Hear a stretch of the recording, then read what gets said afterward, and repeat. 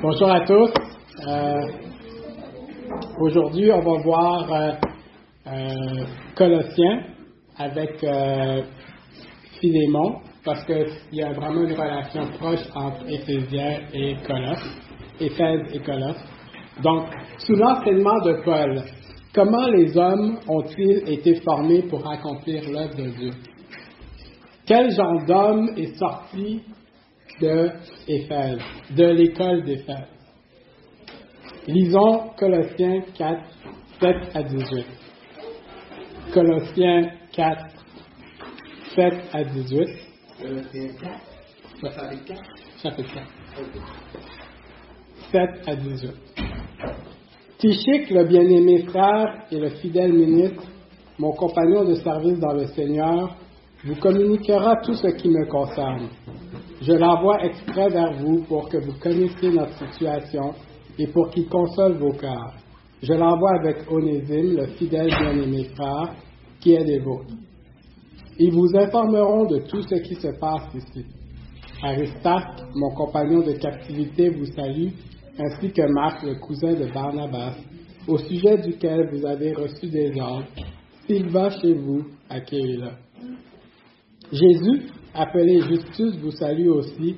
Ils sont du nombre des circoncis, les seuls qui aient travaillé avec moi pour le royaume de Dieu, et qui aient été pour moi une consolation.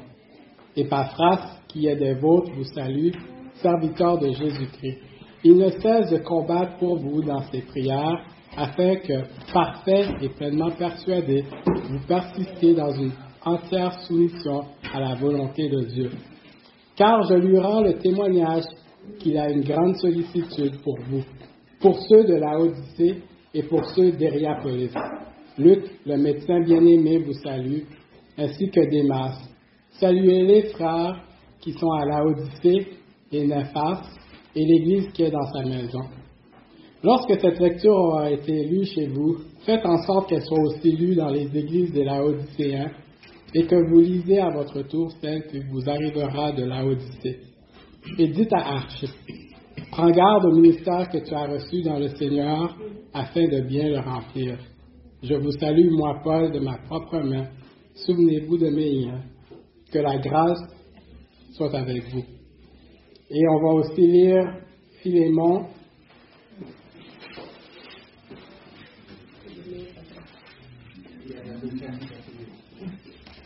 Versets 1 à 7. 1 à 7. Philémon, versets 1 à 7.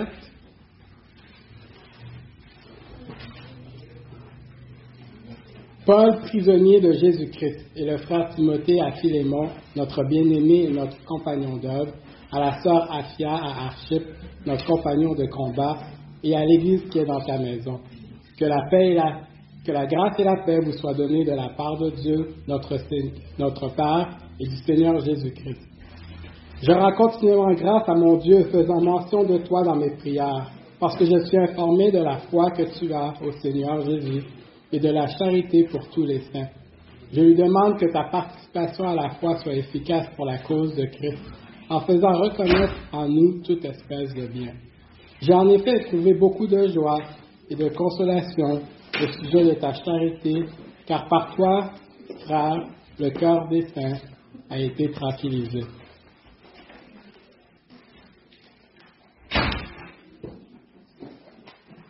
Donc, ici, la semaine passée, nous avons vu, notre pasteur Nicolas nous a présenté quel genre d'homme était Paul. À la suite du fait qu'il allait partir d'Éphèse, il nous a présenté qu'est-ce qui animait Paul, qu'est-ce qu'il avait comme passion.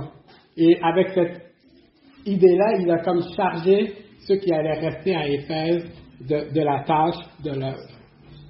Et ainsi, on va voir dans Colossiens comment les hommes qui ont côtoyé Paul sont devenus. Comment ces hommes ont été formés de manière à devenir récipiendaires et être similaires aux caractéristiques de Paul. Ici, on va voir 4 hommes aujourd'hui. On ne passera pas tous les hommes qui ont été mentionnés. On va regarder vraiment des hommes qui ont été influencés à Éphèse et qui ont eu une relation avec Colosse. Donc, les 4 hommes qu'on va voir vont être Tychik, Onésime, et en relation avec Onésime, évidemment, on a Philémon, et on va conclure avec Épaphras. Ici, vraiment, l'idée, c'est de voir comment la formation que ces hommes ont eue leur ont permis de développer des caractères, comme Pasteur Nicolas nous avait dit, qui sont importantes pour le cœur des gens qui sont dans le ministère. Vous allez remarquer que de ces hommes-là, pas tous sont anciens et pas tous sont des pasteurs. C'est bel et bien aussi des gens tels que nous et même certains qui ont été rachetés, comme on va voir par Onésime. Mais si on retourne rapidement dans Actes chapitre 20,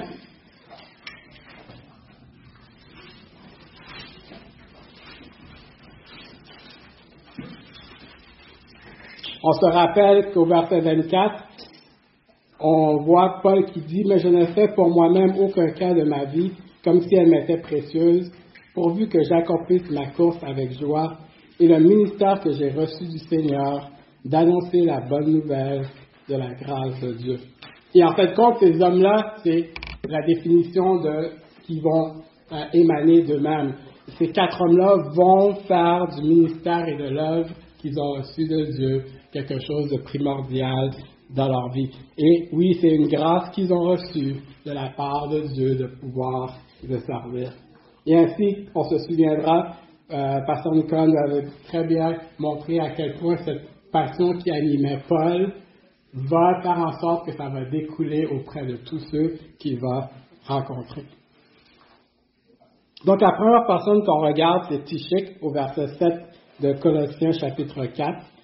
Tychik, le bien-aimé frère, le fidèle ministre, mon compagnon de service dans le Seigneur, vous communiquera tout ce qui me concerne.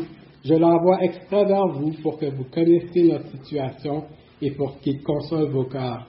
Évidemment, ici, on a 4 hommes. J'ai décidé de prendre 3 caractéristiques pour chaque homme. Les caractéristiques s'entrecoupent.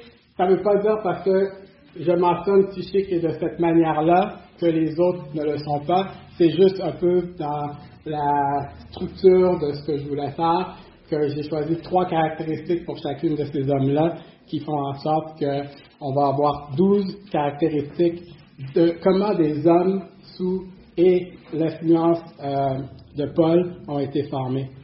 Je tiens à mentionner, je dis homme dans le sens large du terme humain, parce qu'on va voir aussi qu'il y avait dans la famille de Philémon au moins une femme de mentionner. Mais Tychik vient d'Asie Mineure. Donc, Tychik, il peut donc soit venir d'Éphèse ou de Colosse. On voit ça dans Actes chapitre 4, dans Actes chapitre 20, verset 4. Il est mentionné. Curieusement, Tychik est mentionné plusieurs fois dans la Bible. On le connaît pas spécialement, mais pourtant c'était quelqu'un de vraiment présent dans l'entourage de Paul. Et donc dans Actes chapitre 20, verset 4, j'ai pas mis la bonne référence. Non, oui. Oui. Oui, il avait pour l'accompagner jusqu'à la Syrie, Sopater de Bérée, Spirus, Aristarque et Second de Thessalonique, Gaius de Derbe, Timothée, ainsi que Tychik et Trophime, originaire d'Asie. OK, merci. Donc c'est ça. Asie mineure, l'Asie mineure, ça fait partie qui a Éphèse, Colosse et Laodicée, tout ça. Donc,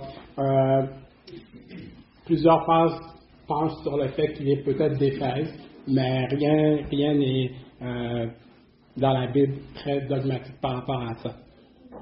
Donc, Paul choisit Tychik en vue d'amener les lettres à Éphèse et ici à Colosse.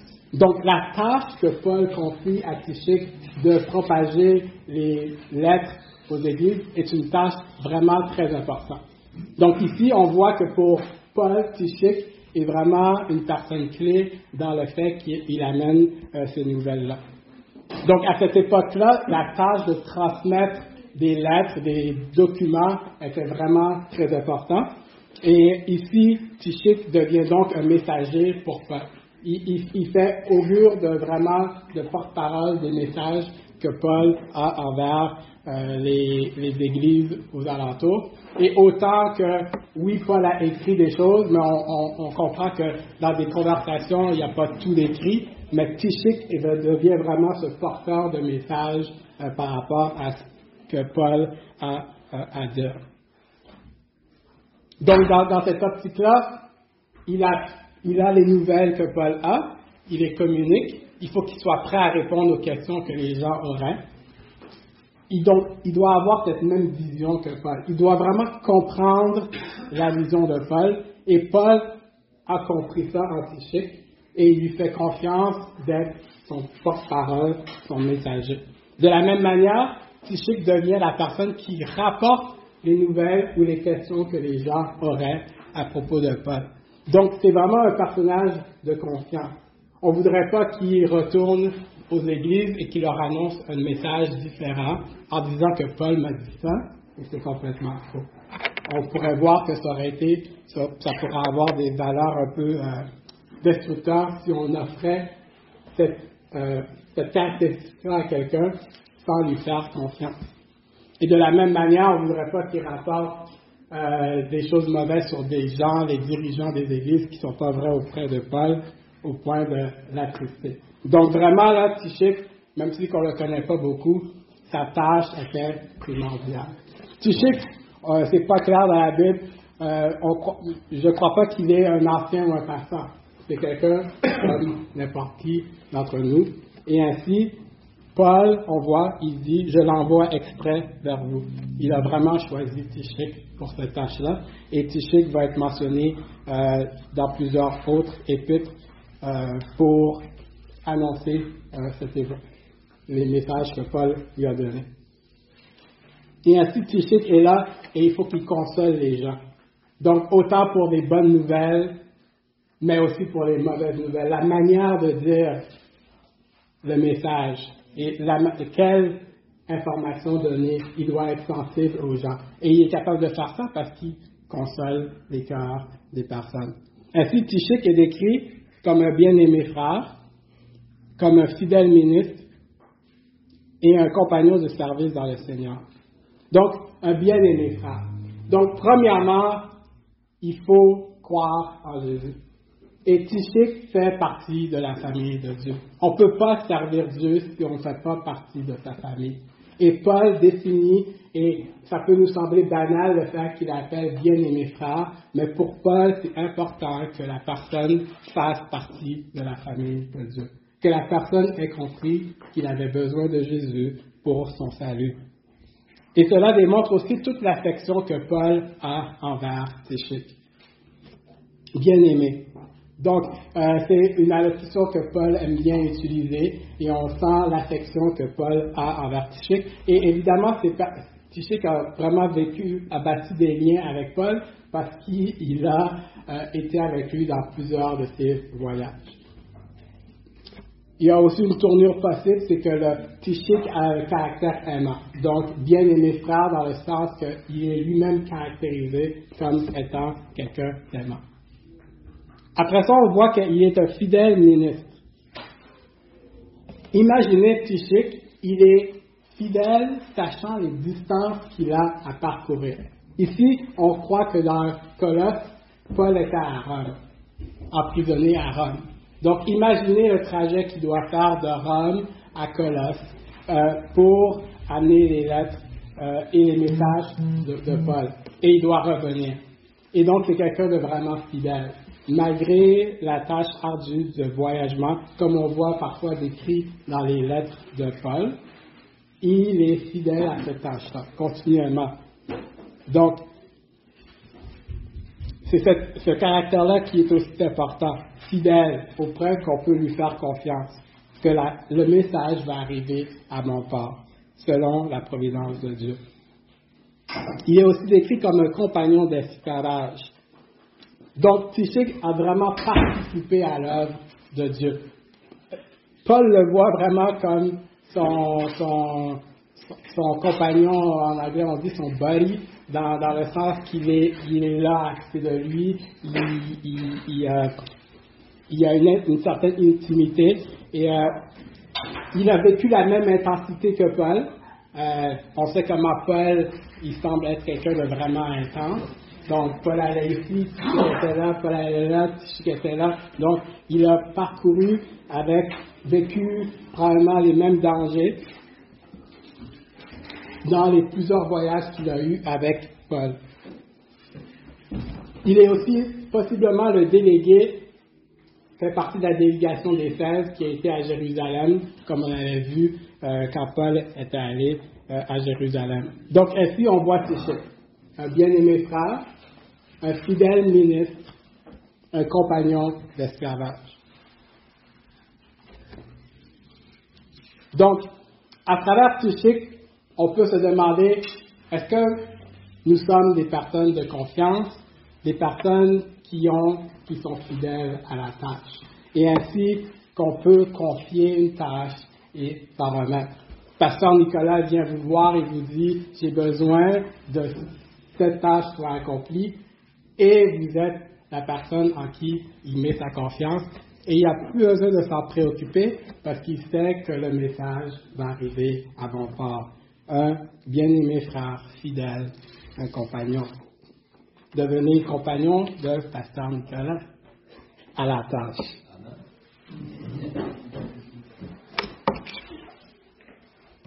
Dans Colossiens 4, verset 9, on va maintenant voir Onésime. Je l'envoie avec Onésime, le fidèle et bien-aimé frère qui est des vôtres. Ils vous informeront de tout ce qui se passe ici. Donc, Onésime, peut-être certains d'entre vous le connaissent, certains d'entre vous ne le connaissent pas trop bien. Onésime est vraiment un esclave. Donc, un esclave dans le sens propre du terme, terre à terre. Et donc, il était sous le service de Philémon. Et il travaillait donc pour Philémon. Et on voit ça dans Philémon, dans tout le chapitre de Philémon. Et un aspect intéressant, c'est que Philémon est évidemment l'ami de Paul. Donc, Onésime, pour quelque raison que ce soit, il décide qu'il en a assez d'être sous le service de Philémon et il s'enfuit. Il est possible qu'en même temps, il ait volé des choses. La lettre semble donner une allusion à ça, mais c'est pas clair. Donc, Onésime prend la fuite. Donc, une des raisons pourquoi on croit, en tout cas que je pense pour Rome, c'est que Paul est emprisonné à Rome, c'est qu'un esclave qui s'enfuit, sa vie maintenant est en danger. Donc, l'idée pour lui, c'est d'aller le plus loin possible. Et donc, Éphèse aurait été possible, mais aussi très proche. Mais il voyage des distances, et il rencontre, par chance, Paul, par la providence de Dieu. Il rencontre Paul, qui est maintenant emprisonné. Évidemment, Paul, comme on le connaît, il va présenter l'Évangile, il présente l'Évangile aux gens qu'il côtoie. Et probablement que là, à la suite de tout ça, il apprend que, Onésime vient de son ami Philémon. Et là, bien que Paul a une bonne relation avec Onésime, là, on voit le principe que Paul va demander à Onésime de retourner chez son maître. Ainsi, Onésime est décrit comme un fidèle frère, comme un enfant de Paul et un homme utile. Fidèle frère, remarquons le changement qu'opère l'esprit quand il régénère un homme. D'esclave infidèle que Onésime était, et potentiellement un voleur, Onésime est maintenant fidèle. Il est maintenant en train de respecter toutes ses obligations. Et il prend soin de Paul. Et Paul voit à quel point cet homme a changé. Et maintenant, il peut lui aussi lui faire confiance. Il n'y a pas de doute que Onésime va se mettre à la tâche et va le faire avec cœur. Donc, lorsqu'il était sous la direction de Philémon, et on ne sait pas, dans la culture chrétienne, on croit que Philémon était de bon caractère et on va le voir plus tard. Donc, il y a plusieurs raisons pourquoi Onésime aurait pu décider de laisser Philémon, et ce n'est pas nécessairement en lien de la manière qu'il était traité par son maître. Mais là, d'un homme qui faisait même les choses à moitié avec Philémon, maintenant on a Onésime qui est fidèle à la tâche et tout ce que ça implique. Fidèle, on voit aussi dans le fait que Philémon il est prêt à retourner, Onésime est prêt à retourner à Philémon. Et ça montre une certaine confiance en Dieu. Confiance, ne sachant pas qu'est-ce qui va lui arriver, il est, selon la lettre, prêt à retourner voir son maître. Donc, comme j'ai mentionné, un esclave qui s'enfuit, c'était la mort, dans le cas pire extrême qui était demandé de la part du maître, pour montrer évidemment l'exemple à tous les autres. Donc, c'est important ici que Philémon va devoir agir selon ce que la société demande. Mais qu'est-ce que Dieu demande? Maintenant que Onésime est son frère. Encore plus fidèle. Évidemment, Onésime aussi est vu comme un enfant de Paul. Donc là, on peut comprendre toute l'affection que Paul a pour Onésime. Il est maintenant un enfant de Paul. Un enfant spirituel. Et pour tout parent, vous pouvez comprendre l'attachement qu'il y a lorsqu'on a un enfant. Et Paul ici nous rappelle que c'est ce même attachement-là qu'il y a lorsque l'on amène quelqu'un à Dieu. Il devient notre enfant. Et ainsi, il y a une profonde amour que Paul porte envers Onésime du fait qu'il est son père spirituel en Christ. Et Paul aurait voulu le garder. Il écrit dans la lettre, j'aurais voulu le garder. Mais Onésime n'étant pas sa propriété, si on pourrait dire ainsi, il doit le renvoyer. L'histoire ne nous dit pas, mais peut-être qu'à la suite, Philémon a permis à Onésime de retourner voir Paul. Qui sait? On saura ça au ciel. Mais ainsi, Onésime est un enfant de Paul. Et pour toute personne qui a amené quelqu'un à Dieu, vous savez à quel point il y a un attachement de prendre soin de ces personnes-là et de vouloir à leur bien-être. Et c'est la même caractéristique ici pour Onésime. Et finalement, Onésime est un homme utile. Donc, quel que soit le statut de la personne, dans la famille de Dieu, nous sommes tous utiles. À tout le moins, nous devrions être utiles. Dieu a permis à l'intérieur de nous que nous ayons les capacités de remplir la tâche qu'il nous a demandée. Donc, ici, sur la terre, notre identité n'est pas réservée à notre statut, mais vraiment à notre position que l'on a avec Jésus. Ainsi, Onésime devient un homme utile. Utile parce que maintenant, il peut glorifier Dieu avec les tâches qu'il fait. Parfois, un commentateur disait, ce qui fait la différence dans les bonnes œuvres que peut faire le monde avec les bonnes œuvres qu'on peut faire nous, c'est qu'ils ne le font pas pour la gloire de Dieu. Et c'est pour ça que ces bonnes œuvres-là ne valent rien. Et ici, Onésime devient un homme utile. Il aurait pu servir Philémon toute sa vie en tant qu'esclave, pas dans la famille de Dieu, mais maintenant il peut devenir un esclave dans la famille de Dieu et servir Philémon pour la gloire de Dieu. Et il devient ainsi utile, un homme utile, outre le fait qu'il a vraiment été utile avec Paul durant son emprisonnement. Donc, Onésime, un fidèle frère, un enfant de Paul, un homme utile. Par inadvertance, nous, dans la hiérarchie de l'arbre généalogique chrétienne, on est des enfants de Paul. Et on doit se demander, est-ce que je suis utile? Est-ce que je suis utile à l'œuvre de Dieu? Est-ce que j'y suis engagé? Et est-ce que je le fais fidèlement?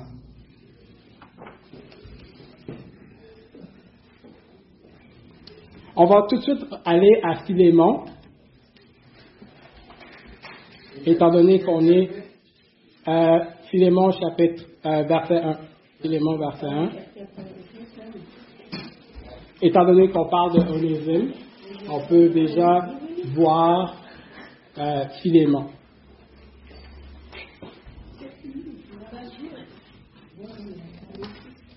Donc ici, on a Philémon.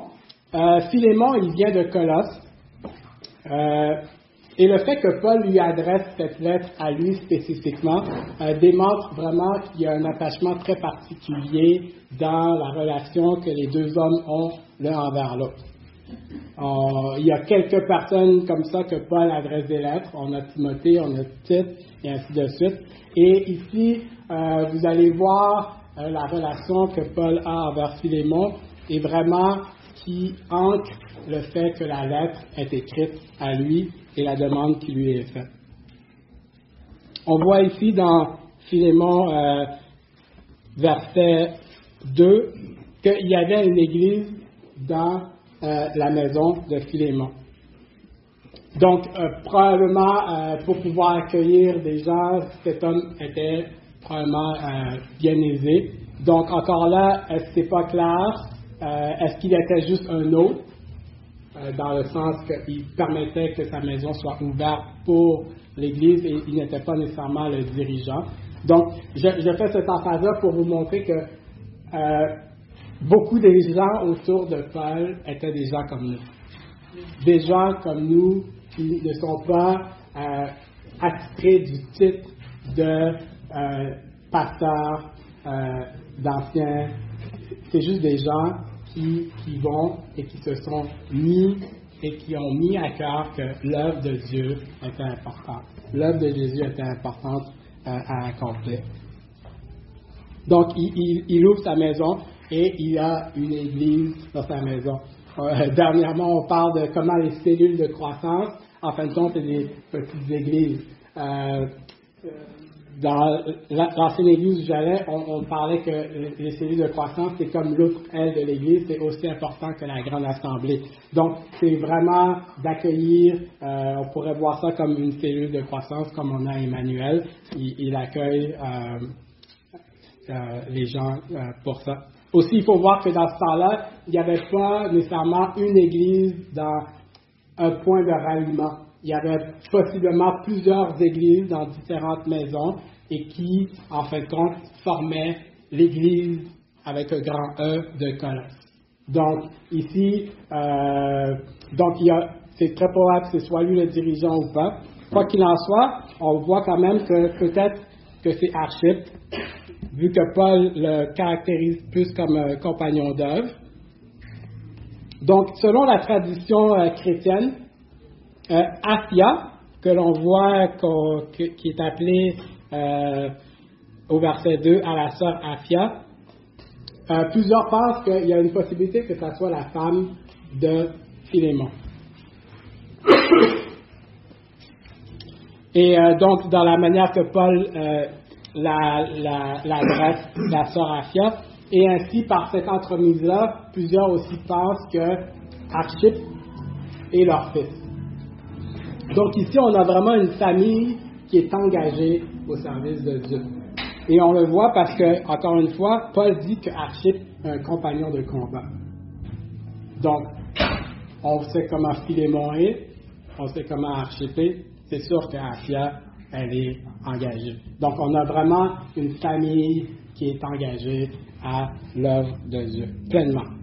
Donc, en ayant une église chez soi, je ne sais pas si certains d'entre vous ont déjà accueilli une cellule de croissance ou quelque chose à la maison, mais il y a une certaine responsabilité de ça lorsqu'on accueille et on a de bien faire en sorte que les gens soient accueillis l'hospitalité et que permettre au déroulement que l'adoration se passe bien et tout ça. Donc, ici, c'est vraiment une famille engagée.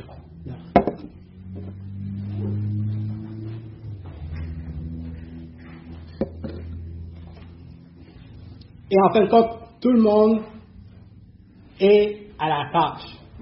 Quand vous recevez la cellule de croissance, veut pas, tout le monde doit être à la tâche.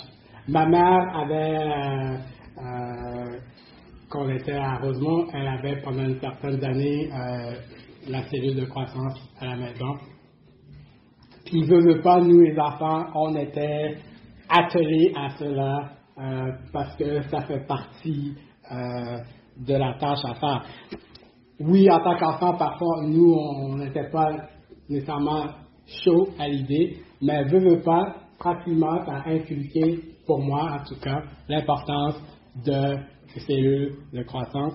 Et ainsi, on voit que cette influence que Philémon et Aphia ont envers leur fils a donné en sorte que Archippe est un compagnon de combat avec Paul.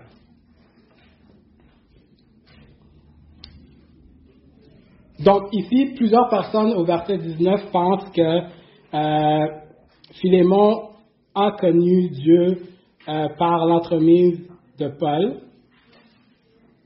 C'est une hypothèse parce qu'il écrit pour ne pas te dire que tu te dois toi-même à moi. Selon la tournure de la phrase, ça pourrait dire que Philémon a obtenu l'évangile à travers Paul. Moi, j'aime à croire que c'est peut-être plus par l'entremise de Épaphras, parce qu'on sait l'impact que Épaphras va avoir à propos de Colosse. Donc, quoi qu'il en soit, Paul, Épaphras, Philémon, Paul, Philémon.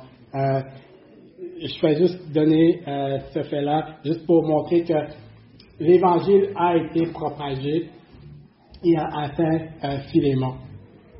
Donc, Philémon est décrit comme un compagnon d'œuvre, un homme de foi et un homme rempli d'amour. Donc, un compagnon d'œuvre. Ici, Paul, vraiment, encore une fois, met l'emphase sur l'amitié qui existe entre Philémon et lui. C'est un peu comme à l'image de David et de Jonathan. C'est une relation où on se sent à l'aise de confronter, une relation où on se sent à l'aise de s'encourager, une relation vraiment encore remplie de confiance, une relation d'intimité. Quand vous lisez la lettre de Philémon, vous pouvez réellement voir cet aspect-là où il y a comme un va-et-vient de cette relation qui a eu lieu avec Paul et Philémon. Et ça, c'est important parce que c'est crucial, parce que Paul aurait peut-être pas eu le courage d'écrire à Philémon s'il n'y avait pas eu cette relation aussi intime. Et les deux ont vraiment côtoyé assez pour que Paul, lui, est prêt à lui venir auprès de lui en tant qu'ami avant qu'en tant qu'apôtre. Et on voit ça dans Philémon, il lui dit, moi, là, je t'écris cette lettre-là, je pourrais te dire, avec l'autorité que j'ai, fais ça, c'est tout. On n'en parle plus. Mais à cause de l'amitié qu'on a, je viens vers toi vraiment en tant qu'ami pour te demander, te supplier de pardonner sans reproche, de donner aucun reproche à Onésime qui est maintenant mon enfant. Donc, ils sont vraiment des compagnons. Donc, il est très probable qu'ils se sont côtoyés à Éphèse. Et pendant ce temps qu'ils ont eu, ça a été vraiment un moment pour eux de pouvoir s'attacher ensemble.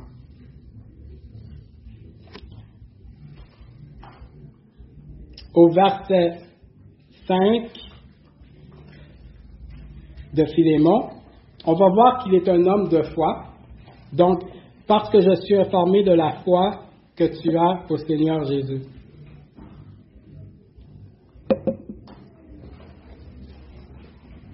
Pour Philémon, Jésus avant tout. Jésus avant tout. Notons que sa foi, là, elle est tellement réelle, tellement vraie, que ça se propage jusqu'aux oreilles de Paul. La foi de Philémon est évident. Elle est évidente pour ceux qui est autour de lui. C'est cette authenticité qui fait en sorte que sa renommée parvient jusqu'à Paul. Paul connaissait Philémon, mais imaginez d'entendre, après avoir quitté votre ami, que les gens disent que c'est un homme de foi. Quel encouragement pour Paul de voir comment son ami persévère dans la foi. Et cette foi-là se distingue par une volonté de vivre pour Jésus, malgré les conventions sociales. Je mentionne ça parce que c'est pour cette raison-là que Paul écrit à Philémon.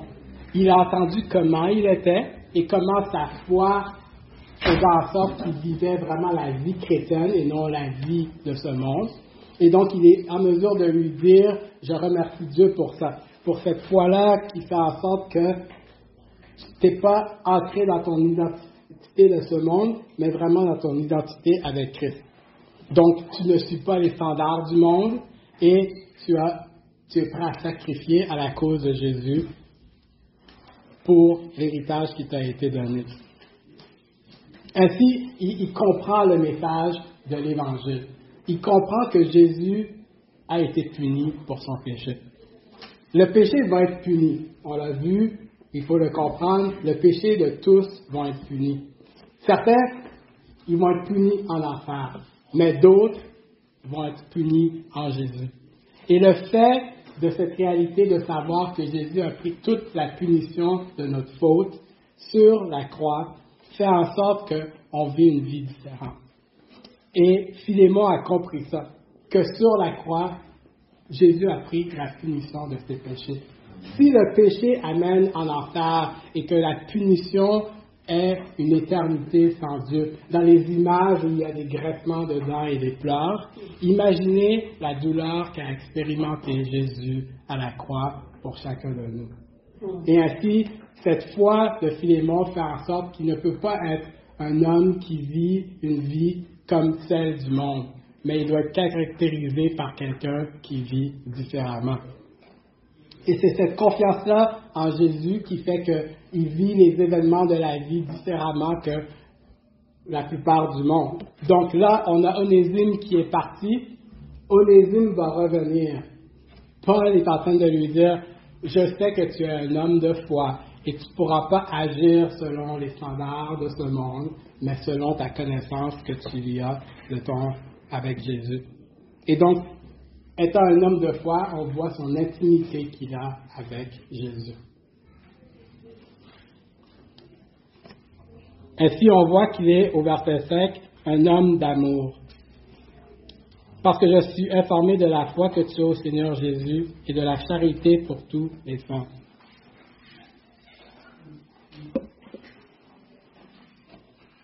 Encore là, Paul utilise ce qu'il a entendu pour démontrer à Philémon qu'il n'aura pas le choix de répondre aux attentes qu'il déjà exerce. C'est pas comme s'il n'exerce pas de l'amour envers les gens, c'est un homme d'amour. Et il va falloir qu'il exerce aussi envers Onésime. Donc, et cette caractéristique-là de l'amour, c'est une conséquence directe de la foi de Philémon. Donc, si on a la foi, l'amour vient automatiquement, directement. Donc, elle est manifestée pour les frères et les sœurs. Et, entre autres, cet amour fait en sorte que le cœur des saints a été tranquillisé. C'est comme d'être autour de quelqu'un qui procure la paix.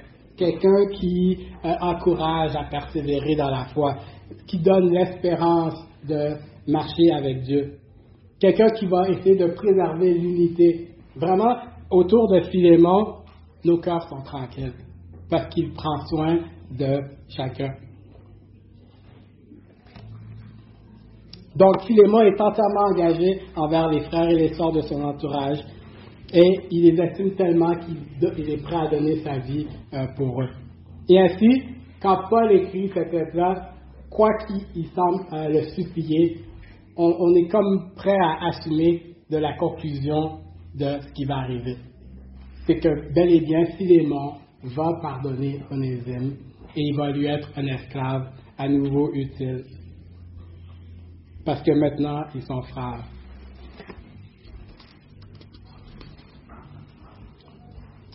Donc, pour nous, ici, lorsqu'on regarde Philémon, assurons-nous que notre foi est vraiment réelle en Jésus et que cette foi-là, elle fait en sorte qu'elle est caractérisée par l'amour. Et est-ce que ces deux choses-là se propagent d'église en église, d'assemblée en assemblée? Est-ce que c'est la réputation à tout le moins que vous avez à Emmanuel? Finalement, on va voir Épaphras.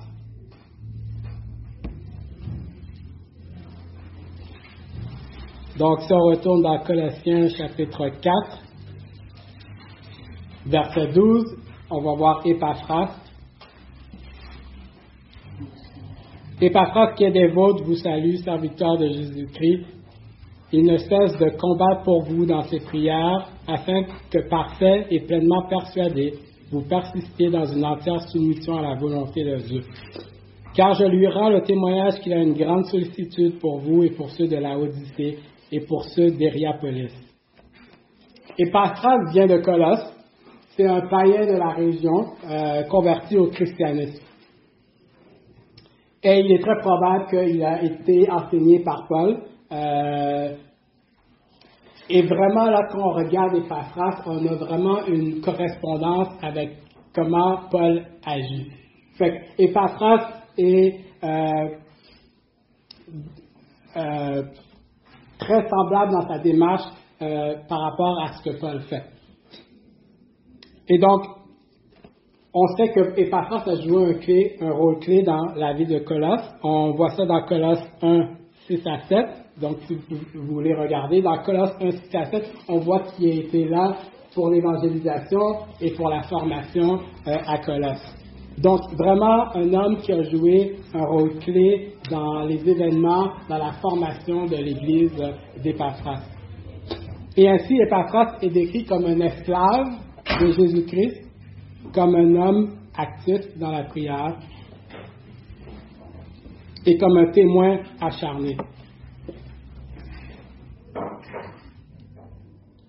Esclave de Jésus-Christ. Ici, bien que ce terme peut nous sembler péjoratif, lorsque Paul utilise le terme esclave de Jésus-Christ, il est en train de reconnaître tout le caractère de cette personne engagée au service de Dieu. Lorsque Paul utilise le terme esclave de Jésus-Christ, il n'a aucun doute que cette personne-là est à 100% engagée à l'œuvre de Jésus-Christ. Il ne dirait pas ça à n'importe qui ou à n'importe quel chrétien. C'est vraiment quelqu'un qui a donné sa vie complètement à l'œuvre de Jésus-Christ. Donc, il ne faut pas voir ce terme-là comme péjoratif. C'est vraiment comme un genre de saut que Paul met, que Épaphras, là, il sacrifie tout pour l'œuvre de Christ. Il est l'esclave de Jésus-Christ. Et on voit tout de suite Paul qui se définit comme esclave de Jésus-Christ, n'est-ce pas? Donc, cette idée-là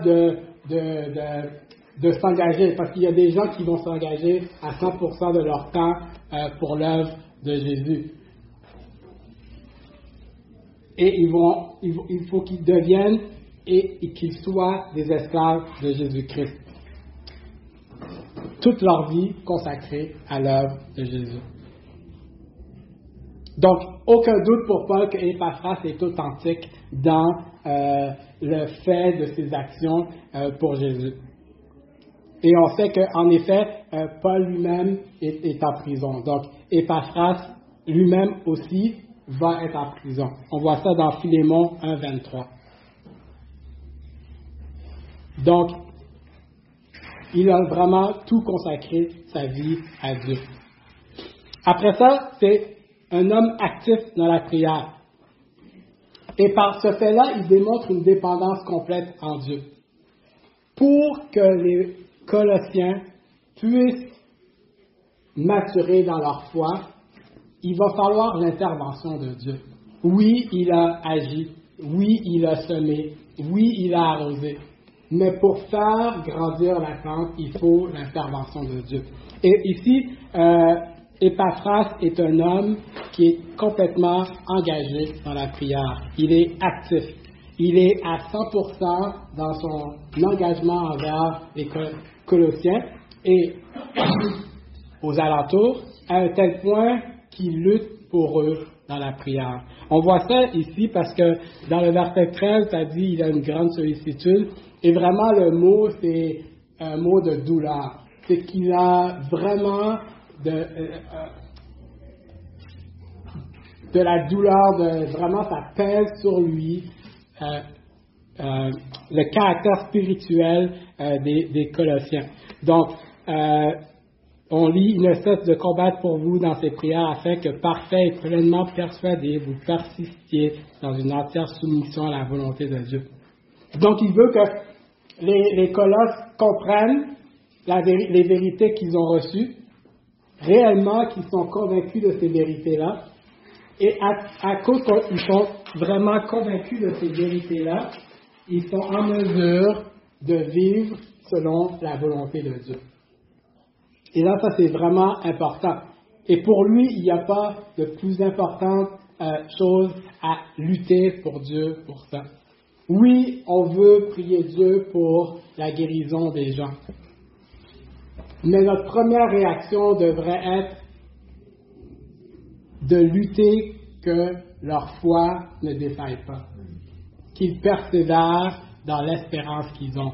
Qu'ils ont le courage de vivre pour Dieu. Et de lutter avec Dieu par la prière pour ça. De lui demander, de lui supplier que le caractère des hommes et des femmes soit dans une maturité qui fait en sorte qu'ils vivent selon la volonté de Dieu. Et Épaphras est un témoin acharné. Un témoin acharné. Il va aller de Colosse, il va aller à Laodicée, à Hiérapolis. C'est vraiment, il continue d'annoncer l'Évangile. Un témoin acharné de son désir de voir des âmes venir à Dieu. Il propage la bonne nouvelle. Encore là, on voit Paul qui allait de lieu en lieu propager la bonne nouvelle.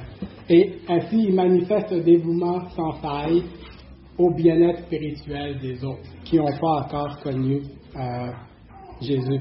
Il travaille sans relâche.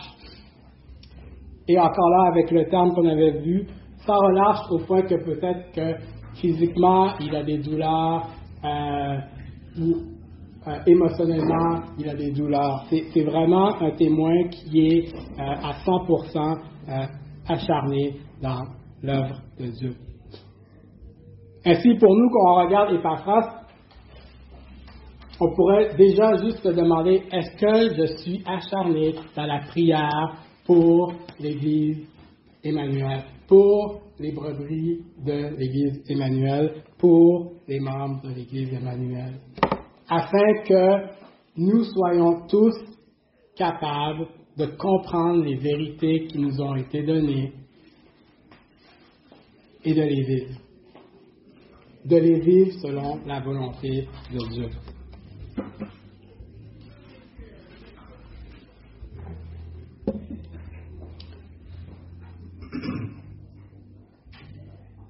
En conclusion, on va regarder ce que Paul dit à Archippe au verset 17 dans Colosse chapitre 4, verset 17. Et dit à Archippe, prends garde au ministère que tu as reçu dans le Seigneur afin de bien le remplir. Ainsi, après qu'on ait vu et que Paul ait décrit ces hommes-là, il dit à Archippe, tu vois comment ces hommes sont, toi aussi continue à la tâche de la même manière. Tu vois comment Tychik, il est un fidèle. Je vais revenir à mes pages perdues. Un bien-aimé frère, un fidèle ministre, un compagnon d'esclavage. Tu vois comment Onésime est, un fidèle frère, un enfant de moi, un homme utile. Tu vois comment Philémon est un compagnon d'œuvre, un homme de foi, un homme d'amour. Tu vois comment Épaphras est un esclave de Jésus-Christ, actif dans la prière, un témoin acharné. Toi aussi, nous aussi, vous aussi, prenons garde au ministère que nous avons reçu dans le Seigneur, afin de bien le remplir. Prions. Père, je te remercie pour la grâce que tu nous fais d'être tes enfants, la grâce que tu nous fais de pouvoir participer à ton œuvre. Donne-nous par ton esprit la force de vouloir être des hommes et des femmes qui sont participants de ton œuvre, qui veulent bien remplir la tâche que tu nous as donnée à tous et à chacun. Donne-nous de s'attendre et de dépendre de toi pour avoir la force de l'accomplir et de lutter dans la prière pour nos frères et nos sœurs. En ton nom, Amen.